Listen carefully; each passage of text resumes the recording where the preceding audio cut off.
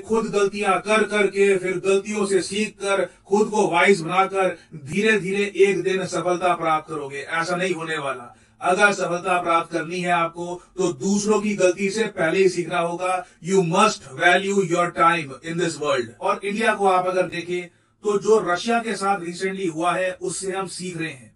जिस तरीके से पश्चिमी कंट्रीज ने रातों रात रशिया को स्विफ्ट पेमेंट सिस्टम से बिल्कुल निकाल दिया और ये कहा कि अब कोई इंटरनेशनल पेमेंट रशिया को नहीं हो सकती, ये आई ओपनिंग था कि कितनी ज्यादा पावर होल्ड करती है western countries. US, western Europe चाहे तो रातों रात किसी भी कंट्री को ये लोग इकोनॉमिकली बर्बाद कर सकते हैं। और रशिया का केस आप अगर देखो तो स्विफ्ट बैन मैं कहूंगा कि सबसे बड़ी इकोनॉमिक चोट थी पूरे रशिया पर।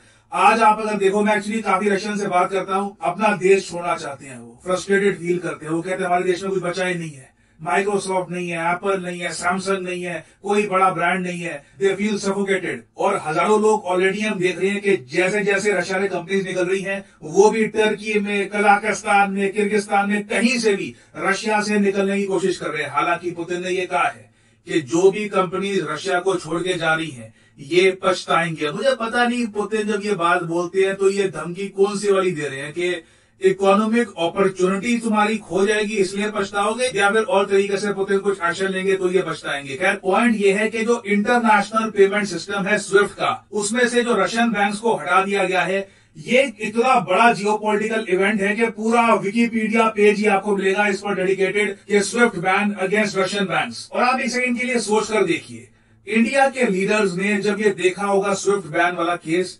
इमीडिएटली मैं आपको बता रहा हूं एक मीटिंग हुई होगी कि व्हाट कैन वी डू कि कल को हमारे साथ कोई ऐसा कर ना पाए। ऑब्वियसली हम ऐसा चाहेंगे भी नहीं कि सर्कमस्टांसेस ऐसे हो जाएं कि दुनिया को ऐसा बैन हम पे लगाना पड़े, मगर ये वीकनेस है और ये बहुत ही बड़ी वीकनेस है। We have to cover this ताकि इंडिया में जो इंटरनेशनल पेमेंट्स बाहर से होती है वो कल को रुक ना जाए। क्योंकि मैं आपको बता दूं, अगर बाहर की पेमेंट, इंडिया से बाहर की पेमेंट इंडिया को रुक गई तो बिलियंस ऑफ डॉलर्स का नुकसान होगा हमको हर साल। क्योंकि आपको पता होगा रेमिटेंस के मामले में, रेमिटेंस क्या होता है, इंडियंस जब इंडिया से बाहर जाकर यूएई, यूएस, सऊदी अरेबिया या फिर किसी भी देश में काम करके पैसा वापस भेजते हैं भारत में, उसको हम कहते हैं रेमिटेंस। और रेमिटेंस के मामले में इंडिया नंबर 1 है। और मुझे जेन्युइनली ताजुब होता है काफी बार कि कैसे हम लोग नंबर 1 है। It is truly remarkable. क्योंकि आप सोचकर देखें तो चाइना की आबादी हमसे बड़ी, चाइना में लिटरेसी हमसे बेहतर, चाइना का जो पासपोर्ट है वहां पे ज्यादा आपको ऑप्शन मिलती है। चाइना का पासपोर्ट आप अगर देखें तो पासपोर्ट इंडेक्स में ज्यादा स्ट्रॉन्गर है, मगर तब भी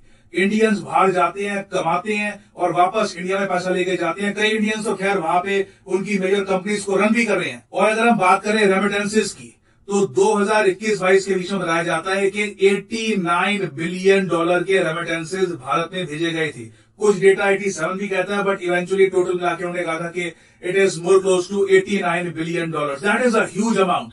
कोई भी कंट्री इस अमाउंट के आसपास नहीं आता। अब आप सोच कर देखो एक हाइपोथेटिकल सिनेरियो, क्योंकि अगेन मर्फीज लॉ ये कहता है, आपको बताना चाहिए मर्फीज लॉ के बारे में, anything that can go wrong will go wrong. आपको ये मान के चलना पड़ता है लाइफ में कि कोई भी चीज जो गलत हो सकती है लाइफ में, कि हाथी गिर गया या फिर कोई एस्ट्रॉइड गिर गया, वो चीज हो सकती है, उसी के हिसाब से आपको प्लानिंग करनी चाहिए। तो कल को अगर ये पश्चिमी देश इंडिया को स्विफ्ट पेमेंट सिस्टम से बाहर निकाल दे तो इंडियंस जो काम कर रहे हैं बाहर के देशों में वो तो बहुत ज्यादा बुरा फंस जाएंगे। वो अपने देश में पैसा भेज नहीं पाएंगे, अपनी फैमिलीज को सपोर्ट नहीं कर पाएंगे।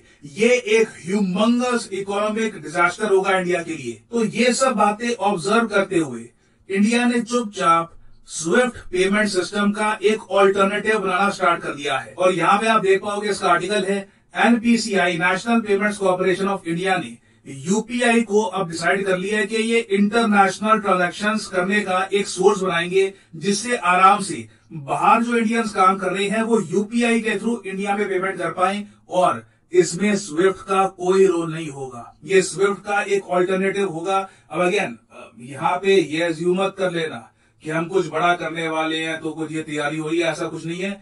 हम बस एक ऑल्टरनेटिव चाहते हैं। आप खुद सोचकर देखिए एज एन इंडियन कितनी प्राउड की बात है कि आप बाहर काम कर रहे हैं but you are using Indian technology to send money back home. इससे सरकार के पास डेटा भी जरा आ पाएगा, सरकार समझ पाएगी कि कैसे ट्रांजेक्शन होती हैं, कितना रेमिटेंस एग्जैक्ट फिगर में कितना रेमिटेंस आ रहा है इंडिया को, कैसे रेमिटेंस हम इंक्रीज कर सकते हैं। तो again this is a great thing for India. और ऑफ कोर्स इसका एक साइड में बड़ा एडवांटेज तो ये हमको मिलता ही है कि कल को हमें कोई ब्लैकमेल नहीं कर पाएगा स्विफ्ट बैन को लेकर, क्योंकि जैसे ही वो स्विफ्ट बैन करेंगे हमारे देश के लोग आराम से स्विच कर देंगे यूपीआई पे। अब यहां पर आप कहोगे वेट, इसके बारे में पहले भी सुना था कि यूपीआई हम रशिया को दे सकते हैं, रशिया स्विफ्ट के बदले यूपीआई यूज कर लेगा। देखो वो बहुत ज्यादा आगे की बात थी, क्योंकि अभी इंडिया में ही अगर हम देखें तो बहुत से कंट्रीज जो है उनके साथ हमने इतना ज्यादा अभी एमओयू साइन किए नहीं है, उनके साथ इतने कनेक्शन बनाए नहीं है कि इंटरनेशनल ट्रांजैक्शंस यूपीआई से आराम से हो पाए। अभी भी आप अगर देखो तो इंटरनेशनल ट्रांजैक्शंस, बड़ी ट्रांजैक्शंस आप यूपीआई से आराम से नहीं कर पाओगे, इट इज क्वाइट डिफिकल्ट। तो अभी एक प्रोसेस है, ये प्रोसेस चल रहा है। इसी साल मेरे हिसाब से आप देखोगे बड़ी डेवलपमेंट होगी, इस साल या अगले साल तक यूपीआई के थ्रू इंटरनेशनल ट्रांजैक्शंस कर पाना काफी आसान होगा। अगेन हमें यहां पर यह भी याद रखना होगा कि जब आप यूपीआई को इतना सक्षम बना लेते हो कि एक आदमी बाहर से, विदेश से पैसा भारत में भेज रहा है, तो हमको ये भी इंश्योर करना होगा कि गलत लोग इस टेक्नोलॉजी का फायदा ना उठा ले। तो इंपॉर्टेंट ये है कि जो भी यूज कर रहा है यूपीआई, प्रॉपरली उसका केवाईसी किया जाए, प्रॉपरली उसकी जानकारी हो, वो क्यों पैसा भेज रहा है, प्रॉपर हमारे पास जानकारी हो कि कौन कौन ये सर्विस यूज कर रहा है, नहीं तो इसका गलत तरीके से भी इस्तेमाल लोग कर सकते हैं। और यूपीआई को देखो इंटरनेशनल ले जाने के लिए सबसे इंपॉर्टेंट तो ये है कि उन कंट्रीज के साथ हमको एग्रीमेंट्स करने होंगे जहां पर इंडियन जाते हैं और बहुत सारा रेमिटेंस वापस इंडिया में लेके आते हैं। अब फॉर एग्जांपल ये कंट्रीज हो गए यूएसए, ठीक है, यूएसए के साथ अभी तक हम ऐसा एग्रीमेंट कर नहीं पाए हैं। मुझे लगता नहीं है मास्टर कार्ड, वीजा और इवन की बाकी जो वेरियस और कंपनीज हैं ये सब अलाउ करेंगी, बट हू नोस, देखते हैं फ्यूचर में क्या होता है। बट यूएसए के साथ अभी यूपीआई का कोई एग्रीमेंट है नहीं, ना हमारा कोई ऐसा एग्रीमेंट है यूरोप के बड़े कंट्रीज के साथ। फ्रांस के साथ रिसेंटली किया था, मगर इंडियंस ज्यादा जाते नहीं है फ्रांस में काम करने के लिए। ज्यादातर इंडियंस जाते भी अगर काम करने के लिए, रेमिटेंस के लिए, तो वो जाते हैं यूनाइटेड किंगडम में। तो यूके एक और कंट्री है।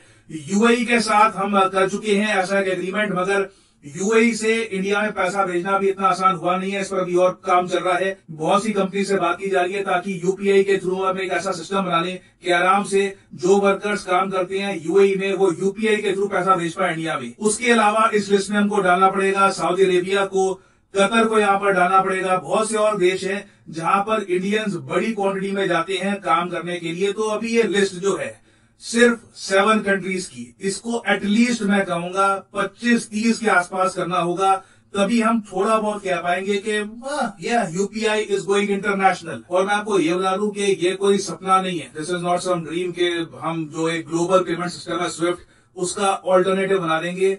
हमारी वित्त मंत्री ने भी ये काफी बार ट्वीट करी है कि दुनिया बात कर रही है वेब 3 की या फिर और चीजों की, जबकि इंडिया क्रिप्टो क्राउड से भी आगे निकल रहा है। जो ब्लॉकचेन पेमेंट्स गेम है ना, उससे भी बताया जा रहा है कि यूपीआई ज्यादा इफेक्टिव है। और जैसे जैसे यूपीआई की इंटरनेशनलाइजेशन होगी, आप देखेंगे काफी जगह ये